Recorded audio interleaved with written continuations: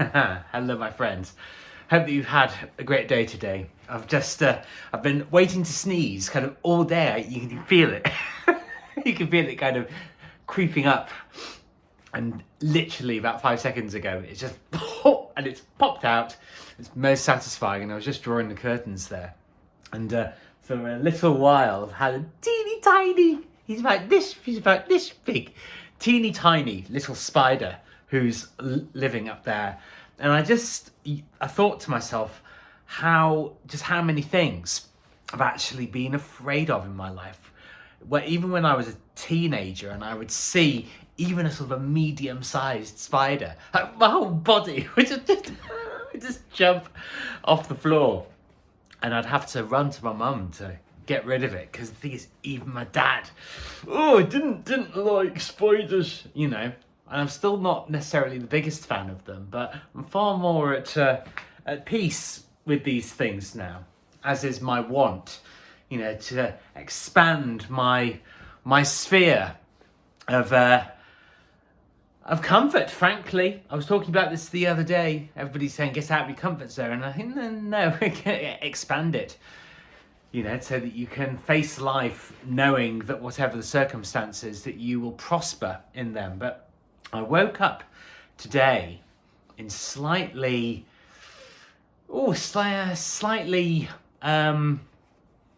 weird mood. I've had quite a restless day. I've been at a little bit of a loose end. Not a sort of pointless feeling, but a kind of suspended feeling, because the dream that I had, in short, was actually about people ignoring me. Hello.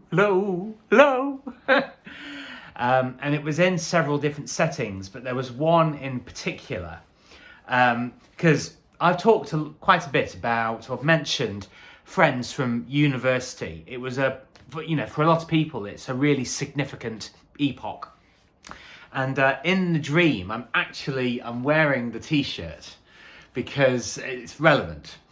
I was in an enormous lecture theatre, and a lot of lecture theatres, they're on a slope, you know, so almost like an auditorium kind of setup. And in this dream, I was right at the top of an enormous lecture theatre, and the lecturer had finished teaching his particular class and was recommending that we all go to another lecture. But then suddenly he realised that because he'd been speaking for so long in a kind of self-obsessed kind of way, we all looked at our watches and thought, shit, we're late for this new, for this next lecture to go to. And at that point, I had been fully dressed, but once we realised that we were late, I suddenly looked down on the floor. It was so vivid. And I saw this very t-shirt in my dream on the floor suddenly. Topless, everybody seeing me, you know, don't look. It was quite a stark feeling. And we all ran to the next lecture theatre. And again, I was at the back, and everybody around me, my friends and classmates and everything, they were all kind of laughing away, as if, you know, they'd gotten everything they'd wanted out of the situation. And they just sort of all turned their backs to me. And when I woke up, the enormity, I think it's why I've been at a loose end, or maybe even in sort of deep thought, absorbing, you know, all these shocks really that I've had in life. The relationships that I've had have largely been very one-sided. And I've allowed that, you see.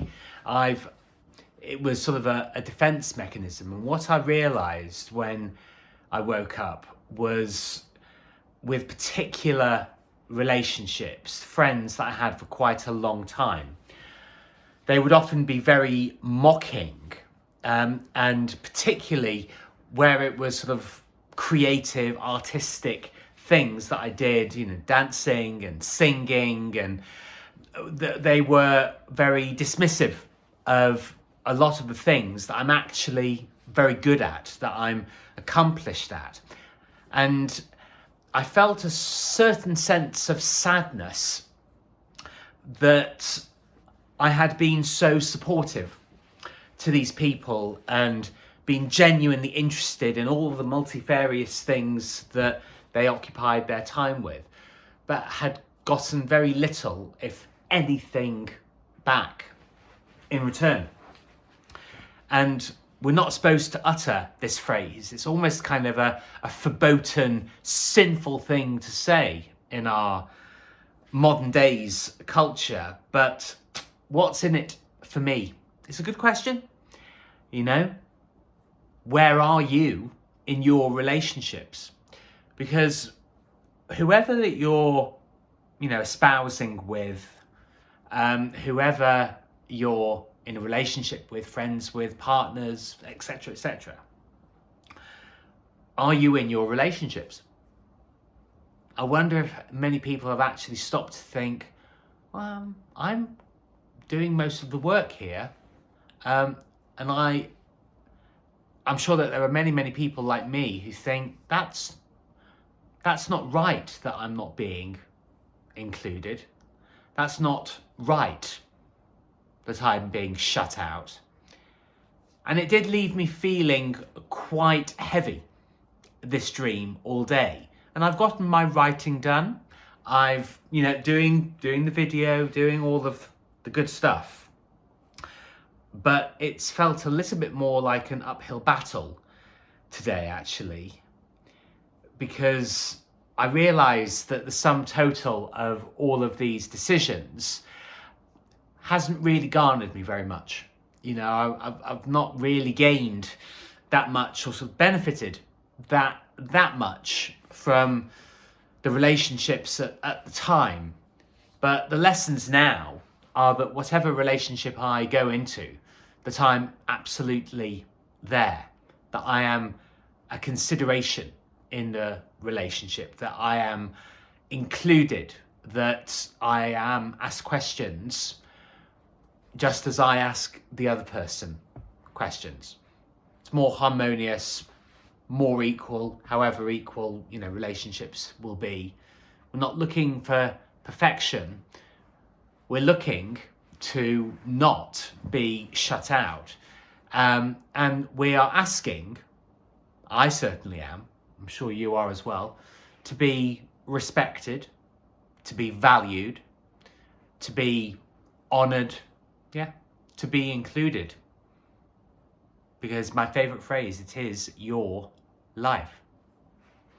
And you deserve to be included. You deserve to have people who care about you, who support you in the way that you support them. And I do sometimes, in my contemplation, wonder about these various people. Do they realise what it was like for me at the time? I do wonder. I think some of them do, some of them probably don't. But we're told it's selfish to ask, what's in it for me? But it's an essential stance to take, that if you're in a relationship, you need to be relating with each other. And as I consider this more and expect to be included in my relationships, well, I've actually attracted a lot of people who are incredibly supportive. And it's a very small niche number of very, very special people. And I feel very blessed. And it really is a new stage of my life, and it will take some getting used to. But just because you're getting used to things, it doesn't mean that they're bad. Sometimes when you've had a particular run of behaviour from people, that can feel like you're normal. That can feel like all that you deserve. But you deserve good relationships. You deserve to value yourself. So please be kinder to yourself. Make sure you turn up for yourself because it is your life and you deserve to have it wonderful.